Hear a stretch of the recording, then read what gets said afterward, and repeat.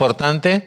Hemos visto hasta ahora todo lo que tiene que ver con identidad, la necesidad de que podamos asumirla en el contexto espiritual, de poder vivir desde el punto de vista práctica, y hemos visto cómo poder colaborar con ese proceso, ¿verdad?, que pasa por la aceptación, que pasa por obedecer a Dios, por amar a Dios, evidentemente, que son cosas que ya sabemos, pero también por saber tener un lenguaje coherente con las Escrituras, saber perdonar, movernos en el Espíritu Santo, todo lo que hemos visto, esos 5 pasos que hemos visto también anteriormente. Vamos a hacer un pequeño, así como repaso, mientras que vienen, ¿ok? Estábamos diciendo que las características básicas que nos definen como hijos de Dios es que tenemos una identidad cristocéntrica, por lo tanto eso nos confiere un posicionamiento y una vida con autoridad, en este caso, ¿sí? Esas serían las características básicas en este caso. Yo siempre hablo de ese cuarto punto, que es una característica muy importante, que es que un hijo de Dios es alguien que ama a Dios con todo su corazón, alma y mente, ¿verdad? Hemos hablado que nuestra identidad nace de la voluntad de Dios al hacernos sus hijos. Hemos hablado también que se dinamiza en nosotros mediante el nuevo nacimiento, cuando nos convertimos. Adquirimos identidad espiritual básicamente mediante la comunión con el Padre y ejercitando el amor, la fe y la obediencia a Dios, ya lo hemos dicho. Y crecemos y colaboramos con nuestro proceso de identificación a fin de ser imitadores de Cristo mediante la comunión con Dios, o sea, con el perdón, con nuestra forma de hablar y hablarnos, mediante las señales que hemos dicho, la guía del Espíritu Santo y la palabra de Dios. Ahora vamos a hablar de posicionamiento, algo que es sumamente importante. Ustedes saben ese dicho que a veces se comenta por ahí, ¿no? Cuando hablamos de algo dicen, uy, del dicho al hecho que hay un trecho. Muy bien. Entre lo que dice la palabra de Dios y que pase lo que dice la palabra de Dios, lo que hay en medio es el posicionamiento, para que puedas entender lo importante que es ese tema, ¿ok?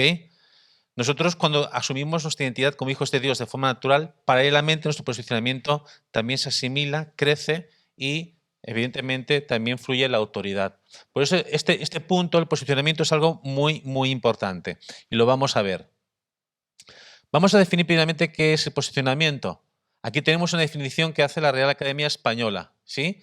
Dice en el primer punto que es la postura, actitud o modo en que alguien o algo está puesto. Eso sería, desde el punto de vista más, vamos a decir, más básico, lo que es posicionamiento. Acción de poner, segundo punto. Tercer punto, categoría, condición social. Lo que, por ejemplo, distinguimos cuando estamos sentados, por ejemplo, con el rey o estamos sentados con otro tipo de persona. Hay una categoría, hay un posicionamiento diferente, ¿no es cierto? Acción y efecto de suponer es una regla matemática.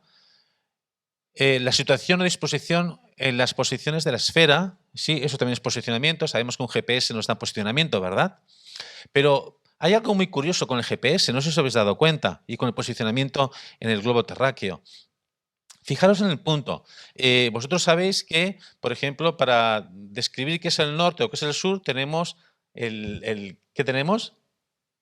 Ecuador, ¿verdad? Tenemos en este sentido, al igual que tenemos meridianos, tenemos paralelos, y en este caso tenemos exactamente de Ecuador. Muy bien, pero también para ver lo que es el sistema horario, tenemos en este caso el de Greenwich, el paralelo de Greenwich. Meridiano de Greenwich, perdón, el meridiano de Greenwich. ¿Estas líneas son líneas imaginarias o es que me lo he inventado yo? Son imaginarias, no existen como tal. Las hemos hecho nosotros ¿para qué? Para orientarnos. Entonces, ¿qué necesitamos para orientarnos? ¿Qué necesitamos? Señales. Necesitamos tener referentes, ¿verdad? Nuestro referente en lo espiritual es Cristo. Eso es nuestra mayor señal, ¿no es cierto? Pero si yo quiero vivir una vida posicionada, ¿sí? Yo tengo que entonces, y como dice la palabra, imitar a Cristo. ¿Pero por qué hablo de estos meridianos y de estos meridianos paralelos? Porque fijaros una cosa, fijaros que aunque son líneas imaginarias, condicionan nuestra vida. Condicionan nuestro uso horario, condicionan lo que caminamos, las distancias, ¿verdad? Y es algo que no existe. Si de algo que no existe nuestra vida es condicionada, ¿por qué de algo que sí existe, que es Dios, nuestra vida no es igualmente condicionada? Y aquí la pregunta. Y cada uno que se responda a sí mismo. Me gusta el último punto este de aquí. Actitud o manera de pensar, obrar y conducirse respecto a algo. Este es el último punto que la Real Academia Española define como posicionamiento. Y ese es el punto que quiero que entendáis. Una persona, un creyente correctamente posicionado tiene una actitud o manera de pensar, obrar o conducirse respecto a algo. ¿Respecto a qué? Respecto a Cristo. ¿Respecto a qué? Respecto a Cristo, ¿sí? Vamos a leer Efesios 4.1, por favor, un momentito. Efesios capítulo 4, versículo 1. Así rapidito.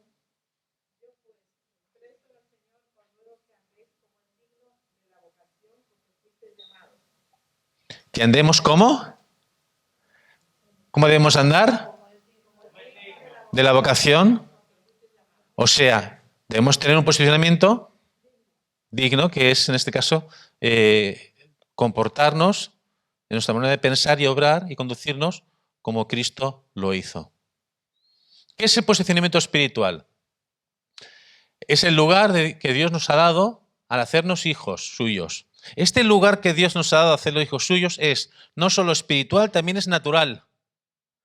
Dice la palabra que estamos juntamente con Cristo sentado en los lugares celestiales. Ese es el lugar espiritual, ese es mi posicionamiento espiritual. Pero es que en mi vida natural también ese posicionamiento se traduce. ¿Cómo se traduce? A través de mi obediencia. Cuando yo obedezco a Dios, yo estoy bien posicionado. Si no obedezco a Dios, no estoy bien posicionado. El posicionamiento se expresa generalmente mediante la obediencia y la fe. Lo voy a poner con un ejemplo muy sencillo. ¿Quién me presta un euro? Un euro. Venga. Un euro. No, un euro. Mira, ha caído en manos de un misionero. Esto no vuelve, ¿eh? Que lo sepas. Esto es para extender el reino de Dios. Euro que cae en manos de misioneros es para extender el reino de Dios. Amén. ¿Qué sucedería si yo me voy a Bolivia con este euro? ¿Podría comprar algo? No. Porque lo que se cambia es el papel. La moneda no se cambia. Entonces, ¿me valdría de algo en Bolivia este euro? Pero no lo puedo cambiar porque solo se cambia el papel, no la moneda. No las cambian las monedas. No. Entonces, ¿qué sucedería si yo me voy con una moneda? Pues no me vale para nada. Para coleccionarlo, claro. Me hago una medalla, ¿de acuerdo? Ahora bien, ¿por qué no me vale nada? Porque no es una moneda de curso legal. No está en el lugar que debe estar. No está en el lugar correcto. Eso es mal posicionamiento. Cuando el euro está aquí, es una bendición. Esto es estar bien posicionado. ¿Entendemos la diferencia de estar mal posicionado y bien posicionado? ¿Cómo eso va a afectar mi vida espiritual? Gracias. Muy bien. Por lo tanto, ¿sí? El posicionamiento se expresa generalmente mediante la obediencia y la fe cuando estamos en el lugar que debemos estar también, ¿verdad? ¿Por qué es importante nuestra posición? Nuestra posición es importante por cuanto esta nace de nuestra identidad. No es que yo me la invento, es que si yo soy un hijo de Dios, sí o sí tengo un posicionamiento de hijo de Dios. Me comporto como un hijo de Dios y tengo que vivir como un hijo de Dios. Cuando hablamos de posición, desde el punto de vista bíblico, está totalmente asociada a nuestra obediencia y fe, ya lo hemos dicho. Cuando hablo de posicionamiento es como hablar de obediencia, prácticamente lo mismo, y lo vamos a ver en el ejemplo que viene a continuación. Mi actitud es una expresión de los valores, creencias y expectativas originados por mi posición e identidad, ¿sí? Mi posición es importante porque es dada por Jesús y condiciona mi autoridad. Romanos 3:25, lo vamos a poder leer un momentito, por favor, y Efesios 2:6. Romanos 3:25, por favor, y alguien, Efesios 2:6. Dale.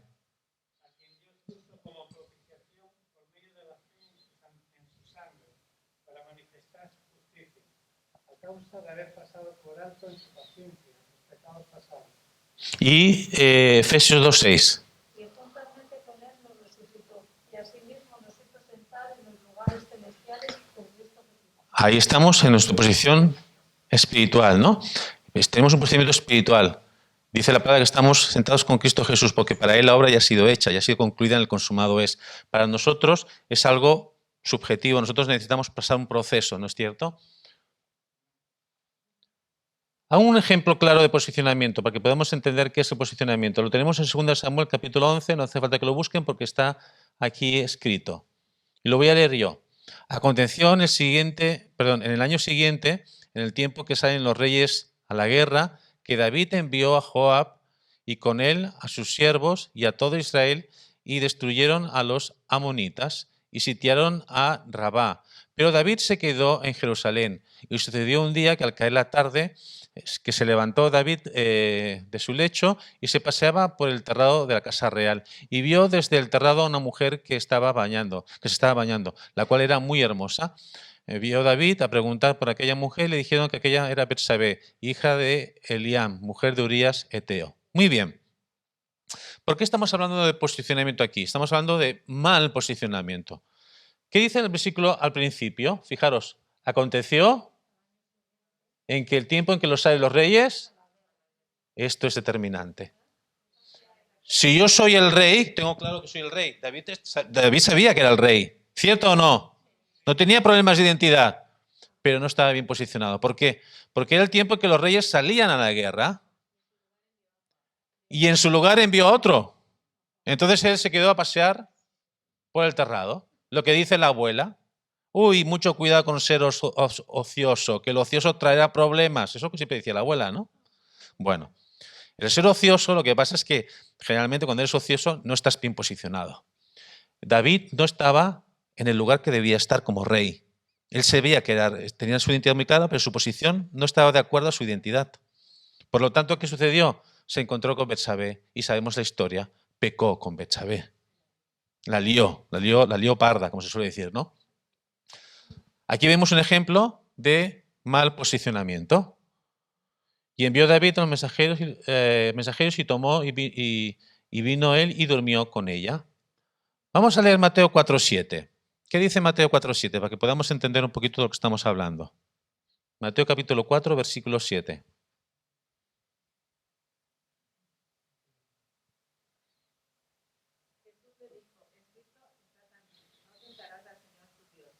¿No tentarás? ¿Mateo 4:7? Pues me equivoqué. Bueno, sí, ahí Jesús dice, no tentarás al Señor tu Dios porque Él se posiciona. Él dice, yo soy el Señor y soy tu Dios. Habla de identidad y posicionamiento. Sí, está correcto el versículo. Muy bien. ¿Por qué estamos haciendo énfasis en el tema del posicionamiento? Porque como os he dicho, el posicionamiento es fundamental para entender por qué tenemos ese trecho entre el dicho y el hecho, entre lo que dice la palabra y lo que pasa en mi vida. Pues que muchas veces no estamos bien posicionados. El posicionamiento es algo muy importante. ¿Qué pasa? Que si no estoy en el lugar que tengo que estar, las cosas no van a ir bien. Bueno, Dios es misericordioso. Tengo que decirlo. ¿De acuerdo? Pero yo prefiero vivir no en la misericordia de Dios, sino en el poder de Dios. Porque la misericordia siempre está ahí. Pero es mejor que vivamos en el poder de Dios y seamos instrumentos de Dios. ¿Ya? ¿Qué dice Lucas 17, versículos del 7 al 9? ¿Quién de vosotros teniendo un siervo que ara y apacienta ganado al volver del campo, luego le dice, pasa y siéntate a la mesa? ¿No le dice más bien, prepara la cena, cíñete y sírveme hasta que ya haya comido y bebido, y después de esto come y bebe tú? ¿Acaso da gracias al siervo? Está hablando de posicionamiento. Si yo tengo a alguien que trabaja en mi casa, por ejemplo, pongamos que, pues no sé, tengo alguien que me hace la limpieza en casa, ¿no? Y le digo, y yo vengo después de 12 horas de trabajo y le digo, pasa, que te voy a hacer la cena.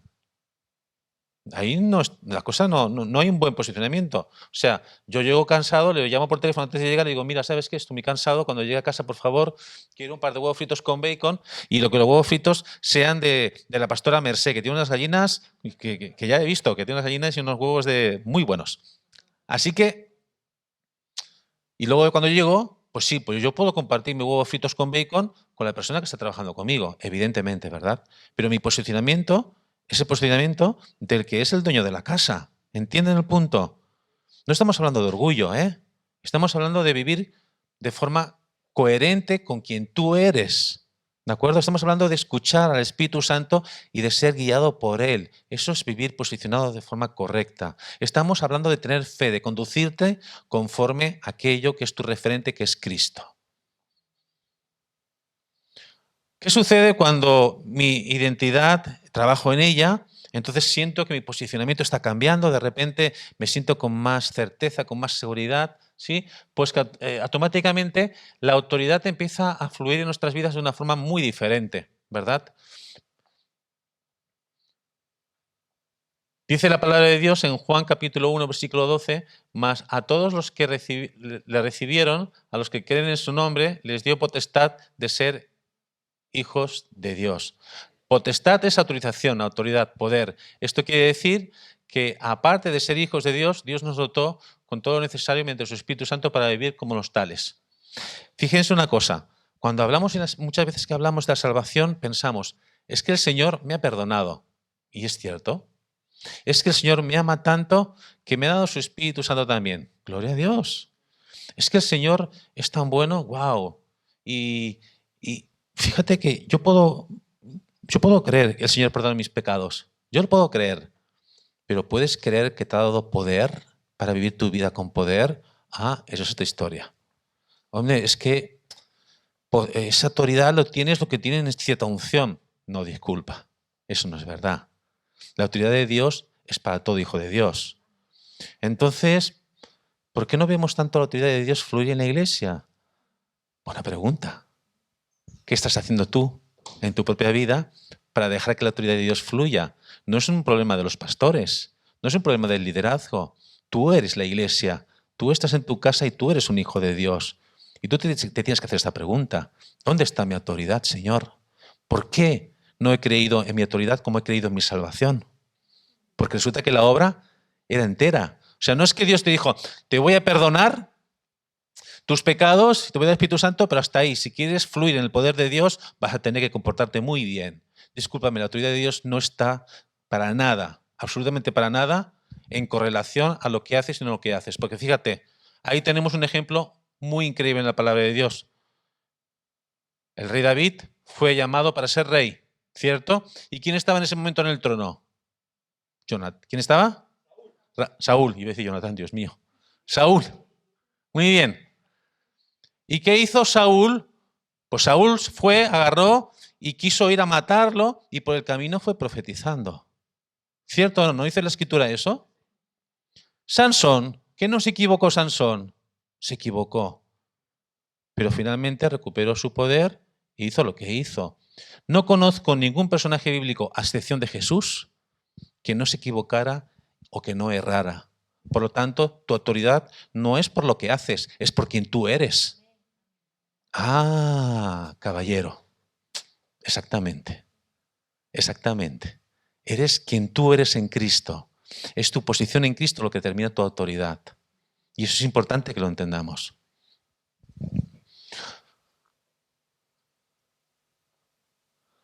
Para poder entender cómo nuestra identidad, posición y autoridad están entrelazadas, favoreciendo entre sí, veamos el ejemplo de estos creyentes. Bueno, no eran creyentes, pero bueno, lo he puesto como creyentes. Esta es la historia, esta historia es la historia, en este caso, de unos hijos de un sacerdote, ¿verdad? Lo conocemos, está en el libro de Hechos.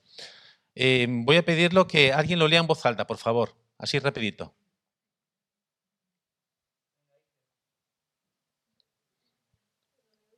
Dale. Y hacía Dios milagros extraordinarios por mano de Pablo, de tal manera que aún se llevaban a los enfermos, los palos o de las manos de su cuerpo, y las enfermedades se iban de ellos, y los espíritus malos salían. Pero algunos de los judíos, exorcistas, ambulantes, intentaron invocar el nombre del Señor Jesús sobre los que tenían espíritus malos, diciendo: os conjuro por Jesús, el que predica Pablo. Había 7 hijos de un tal Esteban, judío, jefe de los sacerdotes, que hacían esto. Pero respondiendo al espíritu malo, dijo: a Jesús conozco y sé quién es Pablo, pero vosotros, ¿quién es hoy? Y el hombre en quien estaba el espíritu malo, saltando sobre ellos y dominándolos, pudo más que ellos, de tal manera que huyeron de aquella casa desnudos y heridos. ¡Wow! ¿Qué fue lo que pasó aquí? ¿Quién me puede decir? ¿Qué pasó con estos hijos de este sacerdote? ¿Ok? De Esteba. ¿Qué pasó? ¿Por qué ellos no pudieron reprender este espíritu? ¿Y por qué no tenían autoridad? Porque no eran hijos de Dios. No estaban ni posicionados en el lugar correcto. Ahí vemos un ejemplo, no solo de falta de identidad, sino de exposición total y por lo tanto de falta de autoridad. Para que entendáis que este trinomio del cual hablamos es fundamental en la vida de todo creyente. Dios nos ha dado una autoridad más grande. ¿Por qué digo esto? Porque si bien es cierto que a Adán y Eva les dio autoridad, a nosotros nos dio mucha más autoridad. ¿Qué dice la palabra? La palabra dice: habiendo reunido a los 12 discípulos, dio poder y autoridad sobre todos los demonios para sanar a los enfermos. Pero ¿qué dice la palabra en Mateo 28, 18? Dice, en primer lugar, aquí está. Y Jesús se acercó y les salvó diciendo: toda potestad me es dada en el cielo y la tierra, por tanto, id. O sea, os hago partícipes. Dios nos dio una mayor autoridad. No es que nosotros no tengamos autoridad, tenemos autoridad en el nombre de Jesús. Tienes que preguntarte cómo estás ministrando o administrando esta autoridad que Dios te dio. Amén. Preguntas y respuestas. Sí. Sí, adelante. Muy bien, vamos a ver por último estas dos historias, pero solo vamos a ver la de Jacob. Génesis capítulo 45, versículo 26 en adelante. Alguien, por favor, que abra su Biblia ahí. Génesis capítulo 45, versículo 26. Venga, que se vea un joven también leyendo, ¿eh?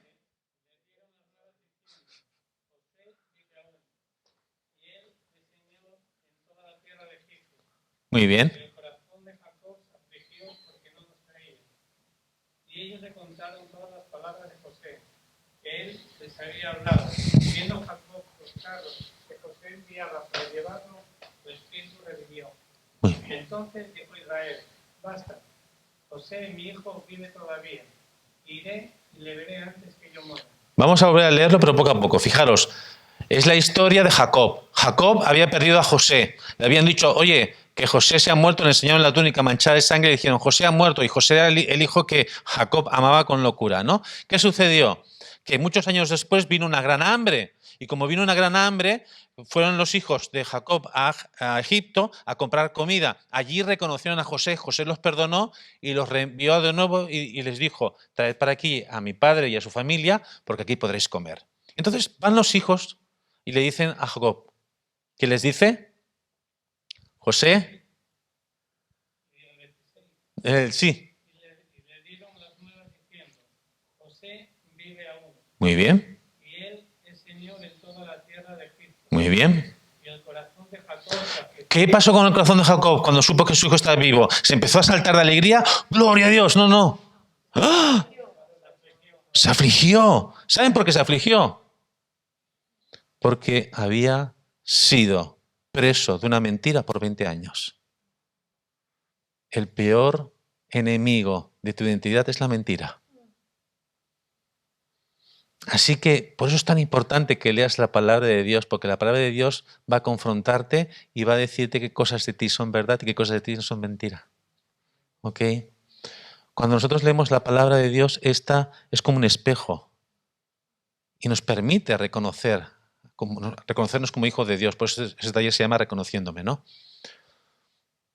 ¿Qué sigue diciendo? O sea, Jacob primero se aflige. ¿Pero qué pasa después? Escúchenlo muy bien. Porque no los creía.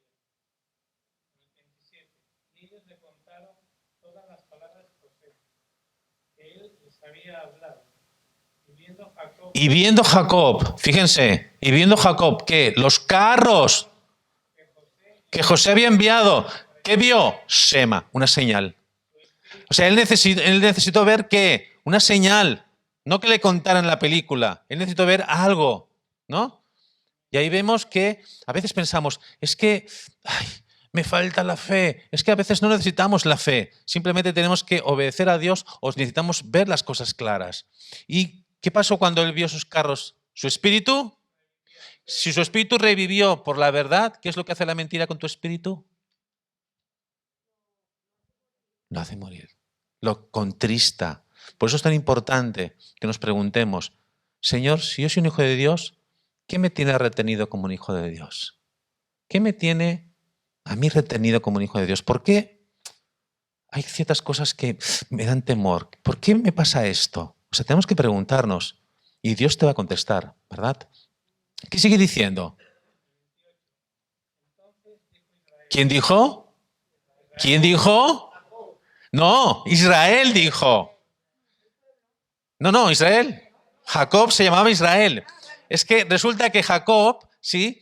Cuando él vence, lucha con ese ángel, él había conseguido primeramente a la mujer que amaba, él había conseguido la riqueza y las bendiciones de su padre, y él se llamaba Israel. Pero cuando Israel le mienten y dicen que José ha muerto, se deprime y la mentira lo vuelve a Jacob, el que era antes. Pero cuando el Espíritu Santo viene a él de nuevo y la verdad lo revive, ¿quién es de nuevo? Israel. ¿Quién eres tú? Israel. El que vence. Tú eres Israel, como yo soy Israel. Porque ¿quién tenemos con nosotros? Al que vence y al que ha prometido vencer siempre. Amén. Muy bien. ¿Por qué dijo Jacob, basta? Basta. ¿Ese basta qué es? Autoridad. Basta. ¿Pero qué tuvo que saber primero? La verdad. ¿Cuál es la verdad? Que eres un hijo de Dios. ¿Cuál es la verdad? Que tienes autoridad. Así que dale una patada a Satanás y dile, basta. Esta vida que Dios me ha dado la voy a vivir como Dios me la ha dado. Amén. Las tres cosas que Dios ha hecho por sus hijos. Nos dio aliento, identidad. Nos dio un lugar, posición. Nos dio autoridad. Las tres cosas que Dios ha hecho y que ha hecho mediante Cristo. Nos ha devuelto lo que el primer Adán perdió. ¿Puedes poner esta película, por favor? Fijaros qué pasa cuando tenemos autoridad.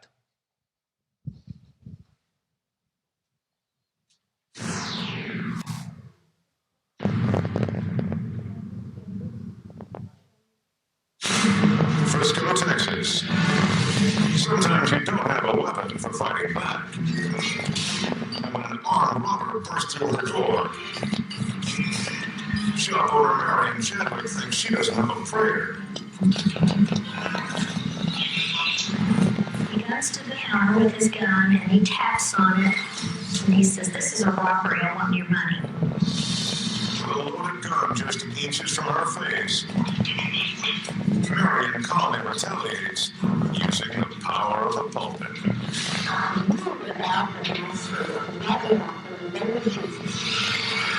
I planted my feet, pointed my finger in his face, and I said, "In the name of Jesus, you get out of my store." No se lee muy bien, dice en el nombre de Jesús, vete. Being blown to smithereens.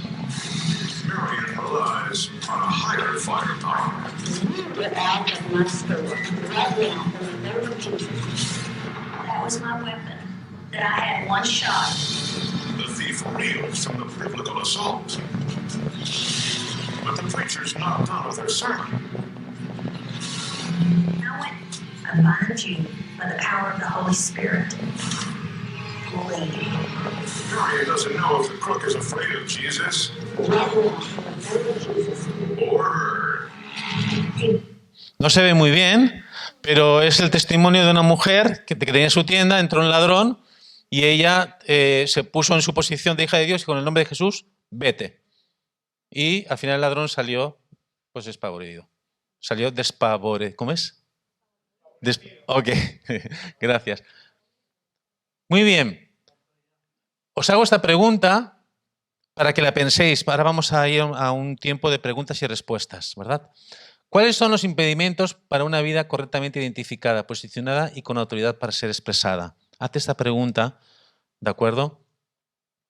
Y damos espacio, ahora sí, a poder hacer esas preguntas. Hay más material sobre este tema. Yo he condensado un poquito este taller para hacerlo lo más reducido posible, para no tomaros mucho tiempo, pero seguro que os han surgido muchas preguntas, ¿no? El mensaje que quiero dejaros y que es importante, y es el mensaje que un poco pues hablo en el libro, aunque en el libro lo hablo mucho más profundamente, es que nosotros, los hijos de Dios, tenemos poder y autoridad en el nombre de Jesús cuando vivimos una vida identificada correctamente con el Adán correcto, que es Cristo, ¿verdad? Muchas veces asociamos el poder a solo hacer milagros. No estoy hablando de hacer milagros. Estoy hablando de tener una vida expresada, de que el mundo conozca que eres un hijo de Dios. Estoy hablando de algo mucho más grande y mucho más poderoso, ¿verdad? Los milagros, al fin y al cabo, son para la gente que no cree, para los inconversos. Pero tú tienes que vivir esa vida de hijo de Dios para que los demás puedan creer en Dios también. Esa autoridad es de la cual estoy hablando realmente. Amén. Y esa autoridad que necesitamos que fluya en la iglesia, es importante que de alguna forma todos nosotros entendamos que está en nosotros a través del Espíritu Santo. No es nuestra, es de Dios, ¿de acuerdo? Pero que está en nosotros y que podemos vivir con esa autoridad y podemos usar esa autoridad, que es Dios mismo en nosotros. Amén. Muy bien. Preguntas, dudas, aportaciones que queráis hacer a este tema, por favor, sin problema alguno. Cualquier duda, pregunta que tengáis, pues algo que no habéis entendido.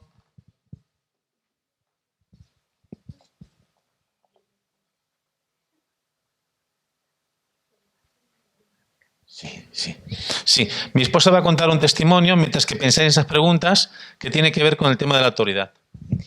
Sí, lo he recordado al ver este video, el último.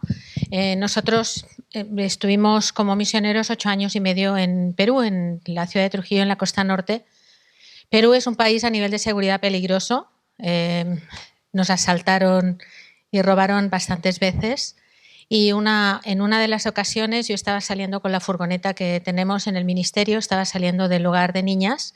Tenemos un orfanato, un hogar de niñas en una zona que entonces era todavía mucho más solitaria que ahora, en una zona rural, en la ciudad de Laredo, una ciudad de unos 50.000 habitantes, pero el hogar está en una zona de campo muy, muy solitaria. Y yo ese día había ido con una chica peruana que había llegado desde Lima y le había ido a enseñar el hogar y así. Cuando salíamos con la furgoneta, ella iba sentada a mi lado como copiloto y atrás iba un chico catalán que había venido un tiempo como cooperante. Entonces íbamos los tres y al salir del portón grande, del terreno, del hogar, que es muy grande, salen del camino 2 tipos con pistola, nos paran y el que está por este lado me apunta a mí y me dice abre.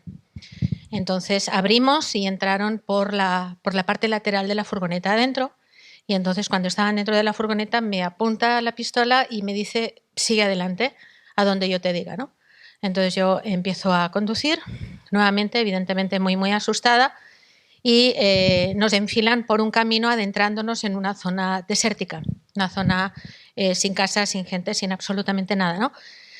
Entonces, cuando yo tomo conciencia de lo que estaba sucediendo, empiezo a orar en voz alta y empiezo a decir, Señor, la sangre de Jesucristo está sobre nosotros, guárdanos la vida, ¿no? Y todo el tiempo, esos 2 kilómetros o casi 3 kilómetros, avanzando, conduciendo, yo, en voz audible, en voz alta, diciendo, la sangre de Jesucristo está sobre nosotros, Señor, guárdanos la vida. La sangre de Jesucristo está sobre nosotros, Señor, guárdanos la vida, ¿no? Y mientras tanto, yo oía que los asaltantes estaban en la parte de atrás y habían tumbado al piso, al suelo, al chico, y yo tuve la sensación de que lo estaban atando y me asusté muchísimo porque pensé, esto es algo más que un asalto, ¿no? Entonces, seguí así, caminando hacia adelante, o sea, manejando, y cuando llegamos más adelante me dicen paro la furgoneta, abren y nos hacen bajar y nos ponen de rodillas al lado de la furgoneta a los 3, ¿no? Entonces, en ese momento yo los encaro y les digo, ¿por qué nos estáis asaltando?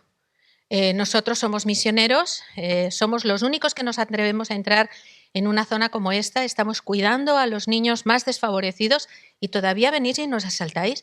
Digo, si necesitáis trabajo, venid. Mi esposo y yo os daremos trabajo, estamos construyendo el hogar, venid y os damos trabajo, pero por favor no nos asaltéis, esto no tiene ningún sentido. Entonces ellos, yo llevaba mi anillo de casada y llevaba mi teléfono y 100 soles, que es la moneda un billete como de si llevara, pues no sé, 20 euros. Y le dije, mira, tengo 100 soles y mi teléfono, acá está, toma mis 100 soles y toma mi teléfono, ¿no? Pero por favor, dejadnos ir. Entonces, el chico que estaban, supuestamente yo pensaba que estaban atando, se le iban a llevar la mochila y él se acababa de convertir y dice, bueno, llévate mi mochila, pero déjame mi Biblia que se acaba de comprar, ¿no? Le sacan la Biblia y se la dejan. La otra chica esa noche volvía para Lima y al cabo de 2 días volvía para España, necesitaba su DNI. Y dice, por favor, no te lleves mi DNI ni mi pasaje a Lima, ni mi billete a Lima, déjamelo. Así que buscando ahí, le dejaron el DNI, le dejaron el billete a Lima y cuando dejaron todo eso dijeron, suban y nos fuimos con la furgoneta, ¿no? Entonces, yo entendí ese día claramente lo que dice mi esposo, ¿no? O sea, el tomar autoridad sobre la situación y no dejarte llevar por el miedo. O sea, no quiero decir con esto que tengamos que hacernos los valientes, ni los gallitos, ni los nada. O sea, cuidado, esto siempre con medida, ¿no? Pero sí que la autoridad es para ejercerla. La autoridad tiene que ser ejercida en los momentos en que tiene que ser ejercida. Y tú lo tienes claro cuando tienes la identidad y estás posicionada, ¿no? Y bueno, eso fue un poquito de ejemplo de cómo aplicar. Muy bien. Preguntas, aportaciones, ¿alguna duda? Adelante. A ver si yo lo entendí, pero bueno, según lo que veo en la autoridad, en el caso de Jacob, bueno, ya Israel, con José, no sé si la autoridad en la que hablaba era la de Jacob o la de José, porque José le dijo a Israel que trajese a su hijo, Sí. menor, ¿no? Uh-huh. Benjamín, ¿no? Así es.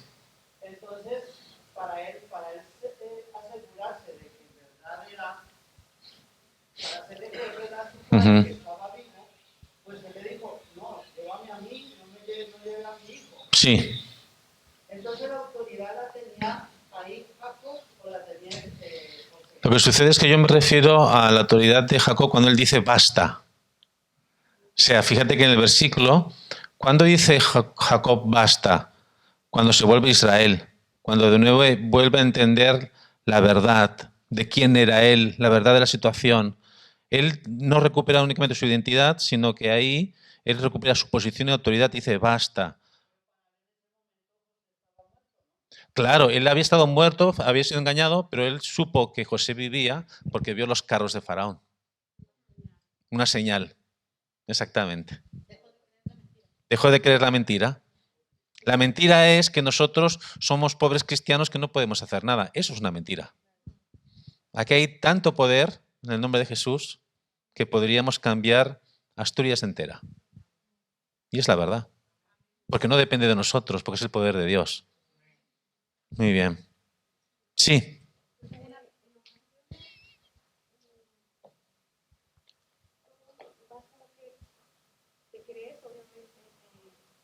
La autoridad que tienes con el poder del Espíritu Santo Uh-huh. a través de Jesús. Pero a veces hay dudas y esa duda no se deja Uh-huh. la autoridad que sobreponga. Exactamente, exactamente. Mira, en ese aspecto, por eso es que hablamos de escuchar, de guiar, de ser guiados por el Espíritu Santo.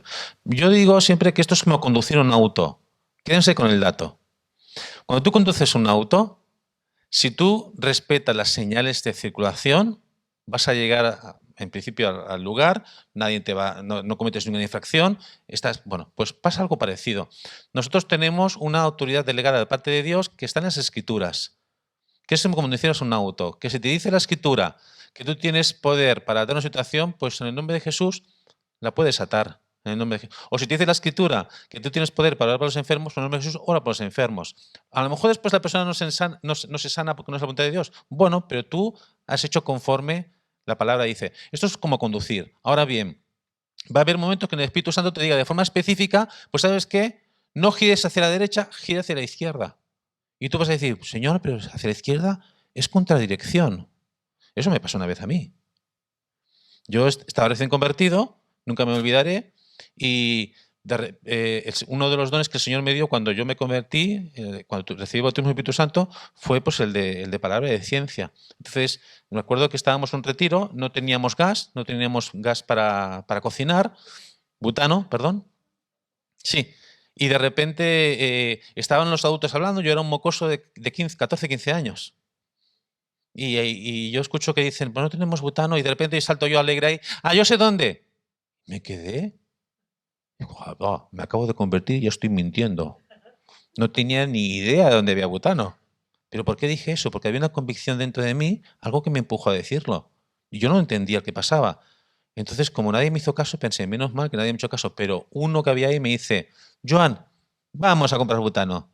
Y se me hizo un nudo en el estómago y dije, ay, Señor, ¿en qué lío me he metido? Ahora, ¿cómo le digo yo a este que no tengo ni idea de dónde hay butano?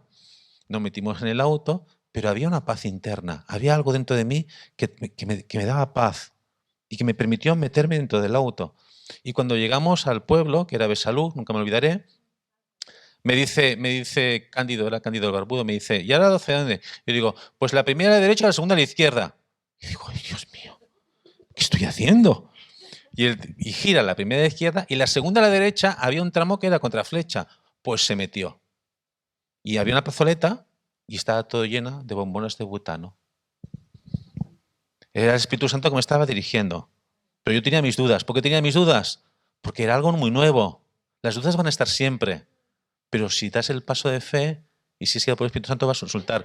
¿Que no resulta? Pues un plato que se rompe. Pero es que quien friega, algún plato rompe. ¿Ya? Entonces, lo que hay que hacer es lanzarse. Y no fregar platos por no romper ninguno. Sí, lo que hemos dicho. Hay que leer la escritura, hay que darle lugar. Sí, pero otras veces no te equivocarás, ¿verdad? De nada. Sí. De que la identidad, la posición y la autoridad son lineales, ¿eso qué quiere decir? Bueno, o sea, yo creo que lo que yo creo es así, pero bueno, a ver qué piensas, ¿no? O sea, que una vez que tú te acercas a Jesús, yo tengo en ese momento la identidad de Cristo. Sí, una vez nos convertimos. Sí, eso, yo acepto al Señor, tengo la identidad de Cristo, tengo la posición y la autoridad en Cristo. Sí, ¿vale? Entonces, efectivamente. la Biblia dice que estoy sentada en lugares Así es. Pero ¿qué pasa con la persona, claro, que es recién convertida y realmente, aunque tienes autoridad, pero si todavía tú no lo crees, esa autoridad la tienes, no la ejerces? Bueno, Exactamente, la tienes pero no la ejerces. vale. Ese es el punto. Eso que estaba diciendo, aquí hay poder para cambiar Asturias entera. La tenemos, pero no la ejercemos, porque tenemos el Espíritu Santo y el que tiene la autoridad es el Espíritu Santo en nosotros. Nosotros no somos, o sea, la palabra dice que somos ¿qué? Un pámpano, ¿verdad? Y un pámpano, cuando está conectado a la vid, ¿sí? Lo que tiene que dejar es que pase la savia por él y pasa la savia por él para crear el fruto. Nosotros tenemos esa savia, ¿verdad? Pero ese fruto no se va a crear si es que no dejamos que esa savia salga, que la savia haga lo que tiene que hacer.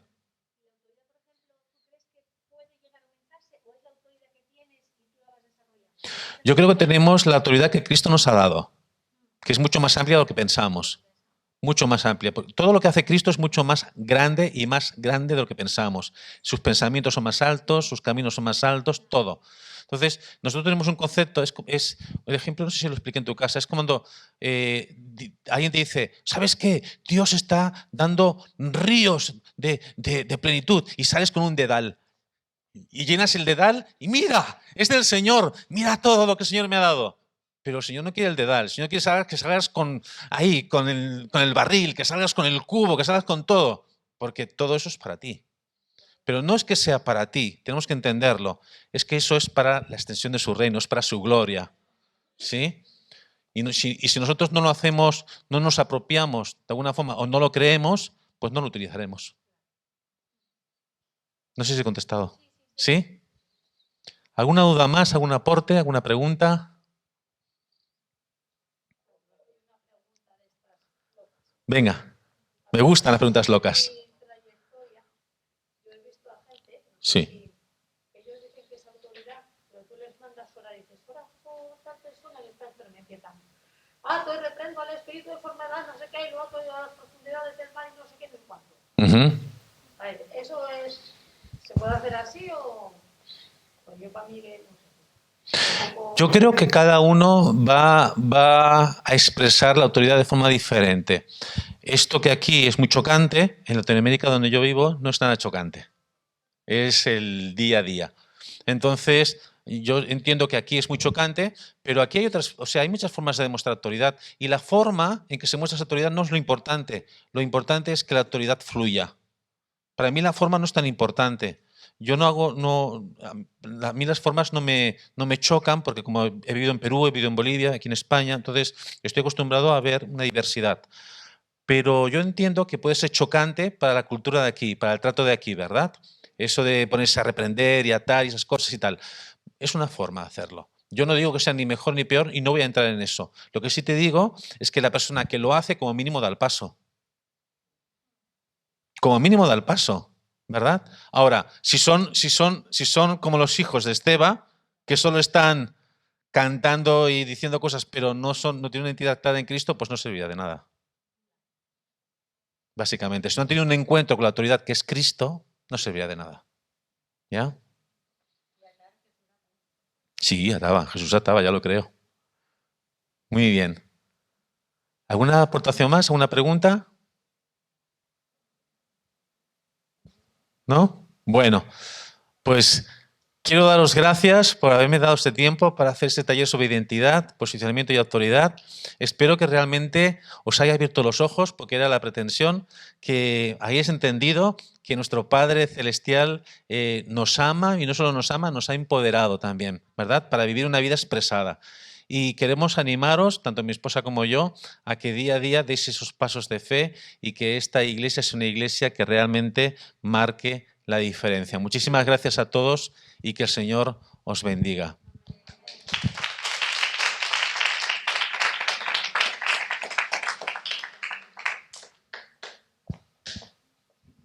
Bueno, el pastor está por afuera. Bueno, darle gracias a Joan porque ha sido excelente, nos ha abierto muchas cosas de nuestra mente que de verdad a veces nos olvidamos de tomar ese poder y autoridad que el Señor nos ha dado, ¿no? Le damos gracias. Otra vez, el domingo lo vamos a ver, va a estar aquí. O sea que invitar a la familia, a los amigos, porque él va a impartir aquí la predicación. Y nada, espero que estéis a gusto en Asturias, con un poquito de frío, pero yo pienso, aquí como está la anfitriona, la pastora Merce, yo pienso que les trate estupendamente porque ella es muy cariñosa y todo lo demás.